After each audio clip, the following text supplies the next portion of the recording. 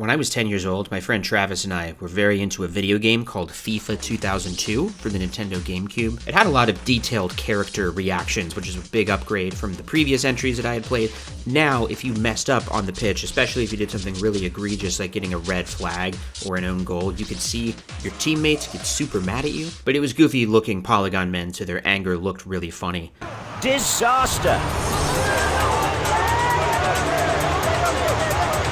Trav and I thought it was the most hilarious thing to see our team, and thus an entire stadium full of people, get super mad at things we did because we were 10. So we invented this new game, which was basically soccer, but we each actively tried to score as many own goals as possible. So it's soccer, but every time someone scores, it's total confusion and anger in the stadium, and the winner has the least amount of points by the end. Oh, it's an own goal! What an expensive mistake.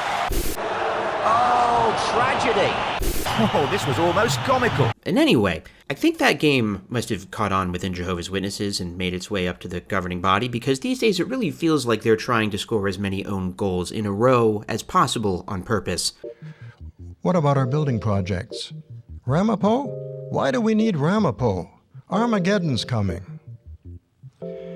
Disaster! The latest example of own goalery is David Splane, one of the governing body members, gave this talk that was aired as part of the March 2025 edition of JW Broadcasting. Welcome to JW Cast Broadcasting. David's sermon is on a pretty dramatic and important topic. Is it possible for you, a puny human, to impede the divine outworkings of a cosmic timeless being known as Jehovah God? While we always aim to support Jehovah's will, could we impede it? You might think, obviously not, he's God, and you would be right. In the following morning worship, hear Brother Splane comment on how this could happen. When Jehovah says he's going to do something, it's as good as done. And nothing and no one can stand in the way. But sometimes... But also you would be wrong. It's a classic yesant. A chance to look at the replay here, see if you can work out what happened. It's as good as done. And nothing and no one can stand in the way. But sometimes, with the best of intentions, we could actually get in the way of a decision or a project that Jehovah approves of. Oh, it's an own goal! First own goal, just an immediate contradiction from David Splane. Nothing can stand in God's way, except you, and here's how. Now, we have an example of this in an event that happened in the lives of Esau and Jacob. Now, who was getting in the way in that story? The faithful man, Isaac. After 20 years of marriage, Isaac and Rebekah finally had two sons, Esau and Jacob. And we know that Esau was the firstborn. And as the Watchtower pointed out this week, in patriarchal times, at the death of the father, why the firstborn took the lead in the family. He was the one who conducted family worship. No, Jacob and Esau did not conduct family worship, the weekly event modern Jehovah's Witnesses are instructed to hold in their homes or apartments or whatever. Here's how family worship works for Jehovah's Witnesses. Every week, a family sets aside about an hour to study what Watchtower says the Bible says. Maybe the family will watch a broadcast like the one we're watching, or go over an article that Watchtower produced that overlaps with a problem in the family. Every once in a while, you get fancy, do an arts and crafts project. Also, if you don't have a family, like if you're just a single Jehovah's Witness who lives on your own, just figure something out by yourself, or just hop in and do family worship with someone else from the congregation. So that is Jehovah's Witnesses on one hand. Esau, on the other hand, was a tribal hunter and priest 1,800 years ago with anywhere from 3 to 6 wives, depending on which Bible scholar you ask. Family dynamics were fairly different in the Bronze Age, so even if the Bible did describe Esau engaging in a weekly worship powwow with his family, which it does not, the Bible did not exist back then, nor did the written language. The worship Jacob and Esau's family did to Jehovah involved sacrificing animals and occasionally going to war. So, no, in every possible way, no, David. Sure, Jacob and Esau had families and did worship, but if those are the only requirements, adherents of Islam have family worship, and so do Buddhists and Mormons and Scientologists. But a witness watching this would say no, it only counts as family worship, trademark, if you worship Jehovah. And even though Jacob and Esau's worship of Jehovah was different in every conceivable way, up to and including the existence of the Bible, it's okay that David Splane said this very clearly untrue thing. Between Esau and Jacob, who was most likely to conduct family worship with his children, his offspring? Certainly Jacob. This is a trick. The governing bodies strategically drop in their own modern Jehovah's Witness terminology into descriptions of Bible events to lend the impression that Jehovah's Witnesses are a part of this lineage of true worship. Splane does this again a few sentences later. He says that Rebekah loved who Jehovah loved, but Esau married out of the truth. Well, Rebekah loved the one Jehovah loved most, Jacob. Isaac loved Esau, even after Esau had married out of the truth twice. Jehovah's Witnesses call their religion the truth, and one of the rules in the truth, if you want to get married, is you gotta marry someone else who is also in the truth, or in the Lord, they sometimes say. Basically, it just means when you're a witness, you have to marry someone else who is also a Jehovah's Witness. This counsel comes from God. And the faithful and discreet slave has been very clear as to what marrying only in the Lord means: a dedicated, baptized fellow worshiper. Esau married women of a warring tribe, I guess, and Watchtower wants witnesses to think of everyone on the outside world as a warring tribe, Satan's tribe. So Splane just casually slides in the witness term, married out of the truth, even though it's not a phrase that the Genesis account uses in this story. So Splane is sneaking in a little warning about how Jehovah's Witnesses aren't supposed to marry outside of the religion, but that's mostly an aside to build to his way grosser, cultier point. Isaac loved Esau, even after Esau had married out of the truth twice. Well, some in full-time service have a brother or sister who isn't doing very well in the truth, and yet he or she is the favorite. Go figure. Even parents in the truth don't always love the one Jehovah loves most. I'm surprised that these guys can still surprise me. I don't know if the leadership has ever put it in terms quite this clear. You should love your Jehovah's Witness children more than you love your non-Jehovah's Witness children. Most parents, like my parents, tell themselves that they do love their excommunicated kid just as much as they ever did. It's just that they have to follow Jehovah's arrangement for discipline, which means shunning their child. Like, yeah, I don't talk to my son anymore because he left my church, but I still love him just as much as I love my daughter, who is a Jehovah's Witness, is what they thought, wrongly, but no. Sorry, Mom and Dad, if you're watching this. According to David Splane, you do have to love me less now in your heart, somehow. Just adjust the dial a little lower on me and up on my Jehovah's Witness sister, if you were playing favorites in some kind of way. I'm trying to make light of this, but it's pretty dehumanizing. But really, I try not to let this stuff bother me too much anymore. I am loved by my parents, in a weird, distant way, but I am very loved in a normal way by my wife and close friends. And here's where we get into a new segment called Tough Love. It is painful because the discipline exposes something very sensitive inside us. You know, I experience tough love from the witnesses. I'm shunned. That's God's discipline. And this is Jake's discipline for David. Now let's be real simple. Me, David, you, children. I'll give you a moment. David Splane knows that nobody loves him. Think about it. Everyone in his life is just forced to listen to him because he is in charge, or she's forced to be married to him because if she tried to leave him, he'd make her life miserable. I mean, maybe David Splane's marriage is totally authentic and happy, but we'll never know. And neither will David Splane. The governing body members, like all cult leaders, have reached a point where they can't have genuine friendships. They've shunned everyone who disagrees with them, and they have power over everyone else in the group, which is their whole life. Cult leaders are like mob bosses or tech billionaires. Everyone is either their enemy, someone who works for them, or someone who is afraid of them, which means for all their power, they're always lonely, bitter sad sacks who leave behind nothing but a shameful legacy of cruelty and delusion. Oh, your little movie connoisseur friends are still meeting? At least I have friends. The fuck's that supposed to mean? Come on, Tony, you just have a bunch of flunkies. What do you know about it? They compliment you on your new shoes. They tell you that you're not going bald. You think they really care? You're the boss. They're scared of you. They have to kiss your ass, laugh at your stupid jokes. And guess what? Guess what? We are going to sing that song at the conclusion of this meeting. So whenever someone with a lot of power over a captive audience says dumb and annoying things that dehumanize others, well, just remember that you have the capacity for love and fulfillment, and they do not. So sorry for the tough love, David Splane. Nobody loves you. Not really. They just have to pretend like they do because you're their boss or their husband. I think he's married. Anyway, yeah, if your group tells you to literally love your children less if they ever leave your group is a cult. Seek help. Just to cap off David Splane's Jacob and Esau fanfiction, which I have been talking about unwaveringly this entire time, even by David's own logic, his conclusion is wrong. Now Isaac was determined to bless Esau and make Jacob his servant. Isaac was getting in the way.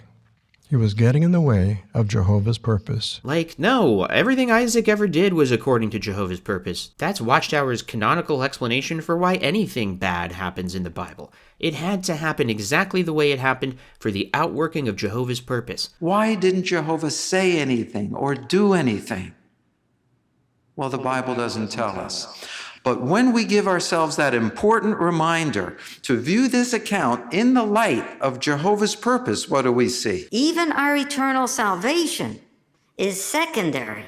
It's a butterfly effect thing, I guess. I mean, if certain people didn't have sex at exactly the right time, the wrong babies would be born, and that would mean this entire prophetic chain leading up to Jesus wouldn't add up. And that's what Watchtower usually says, but today, David Splane, who is one of the keepers of the canon, has changed his mind and is saying something that totally contradicts that, and also is not said in the Bible, which is that Isaac was getting in the way of Jehovah's purpose on this one obscure occasion by not supporting the multi-million-dollar media complex God's board of directors wanted to build. Oh, wait, no, that's actually a totally different thing I was thinking about. Tibor, delete that part. Now the application. Would it be possible for us to get in the way when Jehovah decides to do something? No. The answer is no, according to the very first thing David Splane said in this talk. And that means that when Jehovah says he's going to do something, it's as good as done. And nothing and no one can stand in the way. So there, don't worry, David, don't worry. Just earlier you told me it's impossible to get in the way of God's purpose. The organization suggests a new way to carry out the preaching work. We tell our service group, that'll never work here. Maybe it'll work somewhere else, but not here. We're different. What about our building projects? Ramapo? Why do we need Ramapo? Armageddon's coming. Oh, would somebody please explain to me what happened there? Did he really put that in his own net? Yeah. Ramapo is this movie studio that the governing body wants to build for some reason, and apparently not even the membership is totally on board because he's having to do some damage control. And we wouldn't want to be a naysayer. You know, sometimes what happens when we're in a building project, we have a trouble with permitting. We can't get the permits we need right away. Or maybe a building inspector comes and he causes a lot of trouble. And we wouldn't want to be the type of person who says, well, this project mustn't have Jehovah's blessing, because if it had Jehovah's blessing, everything would go smoothly. Tell that to Nehemiah and the Jews. Disaster! David Splane used a maneuver I've kind of coined, we talk about on this channel sometimes, called the sneaky trick from a liar. His question was, is it possible to get in the way of Jehovah's purpose? And his answer is, if you complain about decisions the leadership makes, that makes our job harder, and our job is to tell you what Jehovah's purpose is, and we're telling you that Jehovah's purpose is to build this damn multimedia center. Now, Splane does a couple stupid things next. There's no other way for me to say that, really. Like, these are really dumb, unsmart things that I would have told him to not do if I was, say, a PR strategist hired to fix the religion's image, and I really do hope to be that someday. So let's go into everybody's favorite segment that we always do, the Public Relations Advice Corner. Have you ever heard the expression, trial by media? Here at Jake's PR Corner, we're big believers in the compliment sandwich. So first off, I do think it's a genuinely good idea for David Splane to be addressing the fact that a lot of witnesses think Ramapo is a waste of time, money, and resources. They've put too much money and resources into this thing to back out now, but they announced it before the pandemic, and then ever since the pandemic hit, this thing has been moving at a snail's pace. And I can't be specific, but I do have a few physically in, mentally out, or PMO contacts within the religion that I check in with from time to time to get a pulse on the sentiments of the rank and file. And I can confirm that yes, many people are saying that it makes no sense to be building this massive movie studio because they already have one of those, and they make so many videos that witnesses already can't keep up with them all, and the members are very aware that it is their money and manual labor that will have to go toward building this thing they don't want. So that was the compliment, addressing a genuine controversy within the religion, head on. So one slice of good job bread for David Splane. Now on to the criticism, roast beef, salami, and provolone. Actually, just a quick dollop of mustard. First thing I would do as PR manager of Watchtower is to never let David Splane speak on camera again because he comes off like a condescending, creepy, used car salesman. I know, too late, but let's just pretend that David Splane is a different person with a different voice and personality. Let's just focus on his words here. Ramapo? Why do we need Ramapo? Armageddon's coming. In the late 40s, when the decision was made to expand world headquarters at 124 Columbia Heights, a few of the brothers took a dim view. Why spend the time and the money so close to the end? Now, he hasn't even gotten to the worst part yet, but before I get into what I have to say, do you want to guess? Does anybody want to guess what I'm going to criticize here? In the PR corner, the guys in the 1940s were right, because as it turns out, Armageddon was not coming because it never is. Back then, the witnesses taught that the cutoff to be part of the 144,000 heavenly chosen ones was in 1931. All the anointed have already been chosen. Good thing they changed it later so David Splane could make the cutoff and now be part of the anointed and thus be a part of the governing body and give this talk. Anyway, in 1925, the book Millions Now Living Will Never Die was released, a book that promised that millions then living would never die. To those brothers with a dim outlook of moving to Brooklyn in the 1940s, they were simply taking the promises of the group seriously. The end is coming any day. And if the end is coming any day, there will be no need to build a crazy new publishing central place in Brooklyn. Because if the end is not coming, that means all we're printing and preaching is lies and false promises. So we wouldn't need a printing press in that case, or any of this. And the end did not come. The end kept not coming for so long that the Brooklyn properties have now been sold, and now a new generation of Watchtower leadership is having to sell a new generation of Jehovah's Witnesses to just trust them on this big new construction project. Yes, we're spending millions on a fancy new media center, but that doesn't mean the end won't come even as we're still building it, even though we've been wrong every other time we've said this over the past 150 years. Witnesses always expect the end to be coming, the next year. Every year at the convention, or at the yearly memorial for Jesus' death, we would hear this announcement. Some speaker would make the comment, well, this could be our last convention. This could be the last assembly we ever have, because by this time next year, we could be on the other side of Armageddon. I heard every year for 33 years. Well, here's what they were saying in 1936. It is not for them to know just how soon the curse will fall, that is to say, just what hour or year Armageddon will take place. They certainly know that it cannot be far removed from the present day because that work marked out for them, and which they are doing immediately precedes Armageddon. Oh, it cannot be far. But it was. Watchtower wrote that crap in 1936. Now it's 2025 and we're all still here. The only thing that's changed is we've got a new Hitler. So that was the roast beef critique. I hope you didn't forget that we're in the PR corner doing a compliment sandwich. The salami part of the compliment sandwich is another needless own goal from David Splane, to mix my metaphors. Here's why you know that this next thing is a really bad idea. He's going to basically do the rebuttal I just did, but on accident and while still lying. So you're going to want to see this next one, folks, because this is Jake's PR corner own goal moment of the week. Then in 1953, at the business meeting of the Watchtower Society, Brother Noah read a letter from a sister. Now, just for context, this is 1953, and in those days, as I well recall, some thought that Armageddon was going to come 40 years from 1914.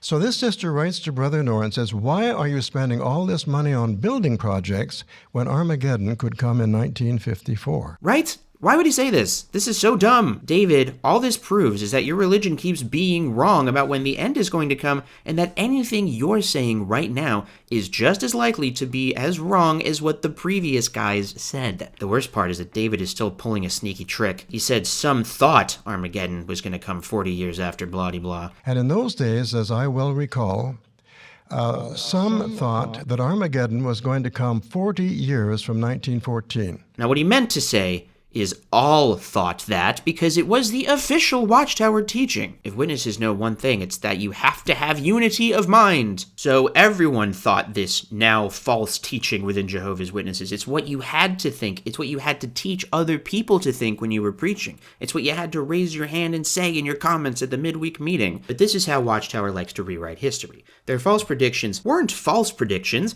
It's just some weird things some people thought. So this next thing he's going to say is actually even more stupid. Speaking about our building programs, Brother Knorr once made a very profound statement. It's simple, but it's profound. He said, we're going to keep building. Let Jehovah stop it if he doesn't agree with it. I think he could do that, couldn't he? At this stage. Own goal! Oh, just look at the despair in his teammates' faces. I don't think they've got a lot of trust left in him anymore. This is just a completely nuts thing for any religious leader to say. I didn't even mean to plug my upcoming book, Not a Cult, but this is something I actually have a villain say, like almost word for word. It was, I thought, like a slightly heightened version of JW beliefs, but no. All that work and he just tweeted it out. If God doesn't like it, he can stop me. It can be used to justify any atrocity and has been used to justify atrocities, especially religiously motivated ones. Speaking of things I said mostly as a joke, but are now real because we live in hell, here's something I said in my review of their Jesus movie that came out a few months ago. A chance to look at the replay here. Honestly, based on some of the behind-the-scenes stuff they've released, it kind of seems like God didn't want this movie to come out. As we've been working with the Good News According to Jesus project, we've run into a few challenges, to say the least. Right from the start, we had fires, we've had floods, we've had a pandemic. Due to a number of restrictions that were taking place at the time, things were delayed. There even came a point where it just completely stopped. Right, so I was kidding, but now this is David Splane's actual line of argument. Hindrances to their building projects happen constantly, and yet they never interpret these hindrances as signs of God's disapproval, even when it comes to what insurance companies call acts of God. Let Jehovah stop it if he doesn't agree with it. Like, how would they know if God was trying to stop them? Because when things do try to stop the project, they just keep going. Right from the start, we had fires, we've had floods, we've had a pandemic. We're a small department and it's a small branch that we're at. And all of a sudden, we had this project highlighted that was 3 times our normal workload. Things were delayed. There even came a point where it just completely stopped. We've had some disappointing things up to this point, and I feel like we've been stronger for it. We've tried to get a little closer, and the expectation, like the scripture in Proverbs 13, it talks about expectation of your heart can almost make you sick. We have felt some pressure. I think it's like anything else, it can get frustrating, but I also think it's the best we can do, right? We're beating the arrows as hard as we can on the ground, and it's in Jehovah's hands. Okay, if I believed in Thor and tried to build a church for him, but the church I was building kept getting struck by lightning, I would probably interpret that as Thor expressing his disapproval. But maybe if I was a leader of 8 million Thor worshippers, Thormans, copyright Jake Vaughn 2025, and I'd already collected millions of dollars from the Thormans because I started building the church under the impression that Thor was already cool with it, I'd be in a little bit of a jam. I would have to tell my sweet, sweet Thormans that I had assumed Thor's blessing, and then they probably wouldn't want to be in my cult anymore. They'd go to that church I clearly ripped off, the Mormons. While the governing body find themselves in a similar bind, as I see it, cult leaders aren't allowed to be perceived as being wrong by their followers. So if a building project succeeds, that's because Jehovah allowed it to succeed. But also if a problem arises, that's not God trying to tell them to stop it. It's Satan trying to stop them. I mean, let's seriously think about this. What would it take for a governing body member to believe that Jehovah didn't want them to complete the Ramapo building project? What would it take for you to believe that? If there was an earthquake tomorrow that completely razed the entire building project, would they be like, well, crap, I mean, that's pretty unmistakable? No, I think they would say time and unforeseen occurrences. There's increased earthquakes in the time of the end, and then they would just start over and try and use that as a rallying cry. That's what I would bet they do. But that's also my advice to all the Jehovah's Witnesses who peep in on this channel from time to time. First of all, you impress me. I definitely wouldn't have had the stomach to make it through a video like this when I was a believer. Can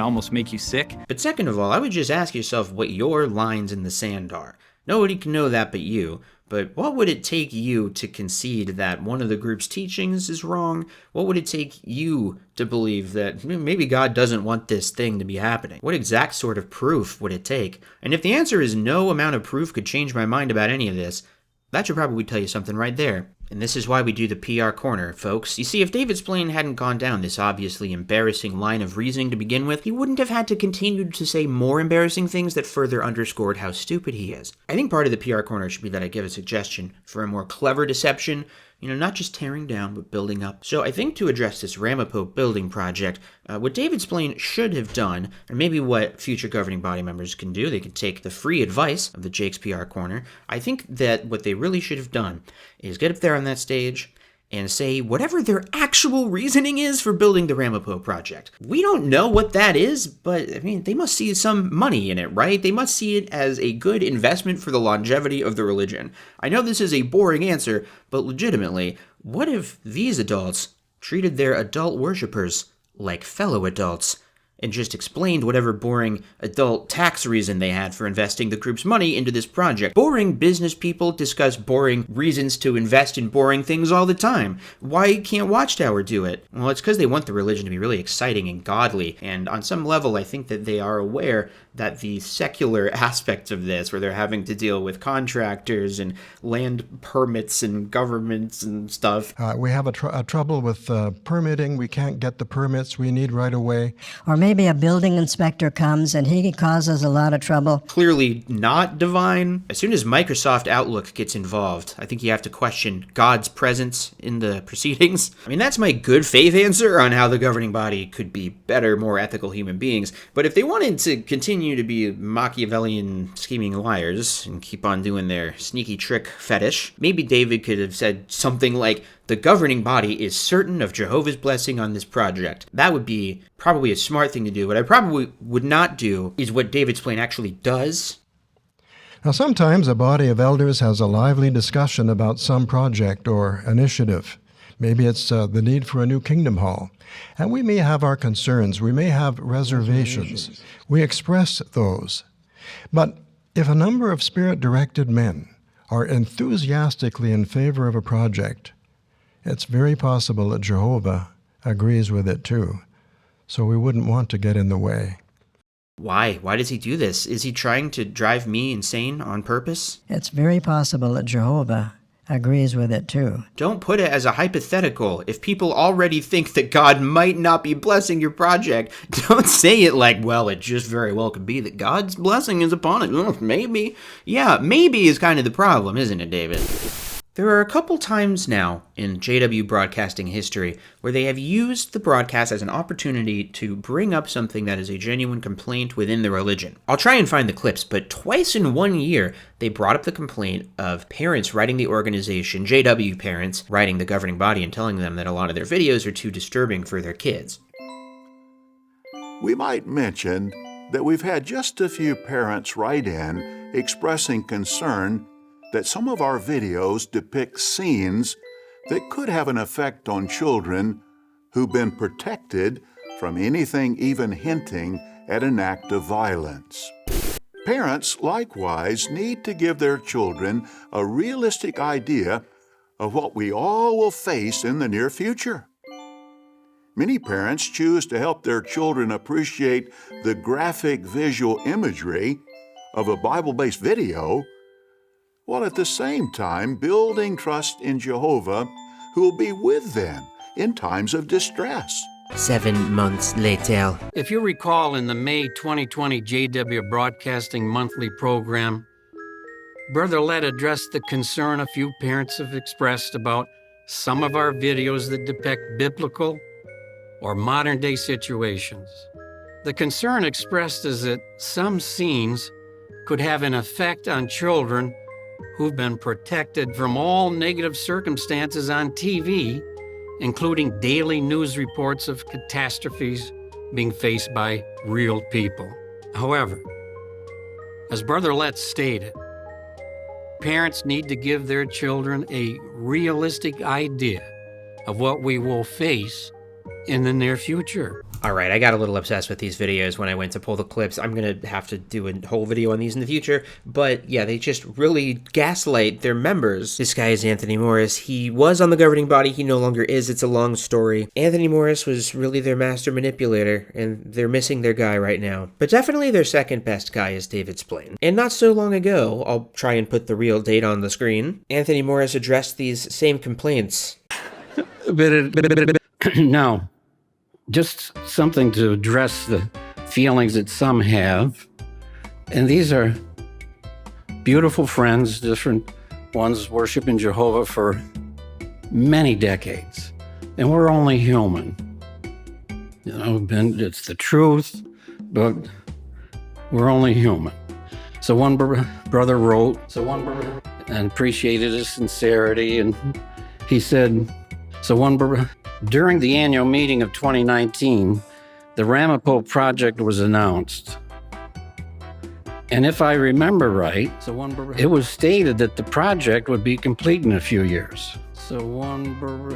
With recent Watchtower articles telling us that we are in the last of the last days, beautiful expression, but words are powerful. It seemed a little disappointing that this may push Armageddon off a few years. This was his sincere concern, really. And you know he's not alone.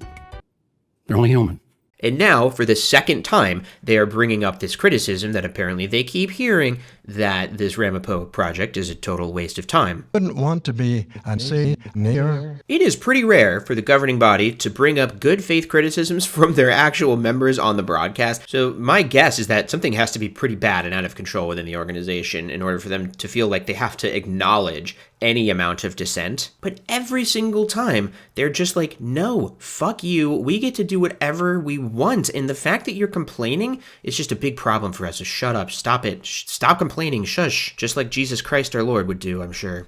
Okay, well, listen, this was my first case in the PR firm, and unfortunately we have built a sandwich in which there is only one slice of bread. I only found one thing to really compliment about David Splane's little sermon here. I thought it was all quite bad, and unfortunately I have built the sandwich upside down, so all of the roast beef and cheddar and that dollop of mustard we talked about earlier are now just on David Splane's shoes. And not just any channel will go through the trouble of finding a clip where you can actually see David Splane's shoes, so please do like and subscribe and consider being a patron or YouTube member or whatever, if that's in your means or so forth. You might be thinking, well, if this guy really cared so much, he would have animated the sandwich going on his shoes. And listen, we're a small operation, a one-man show, one-man dog and pony show at this point.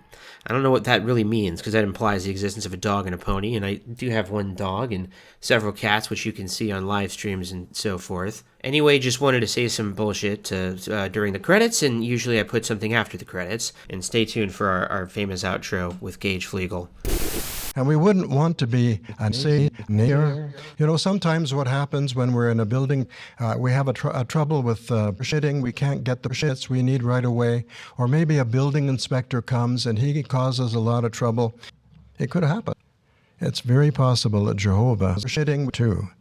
So we wouldn't want to get in the way. That was not brought to you by artificial intelligence, just so you know. Bye.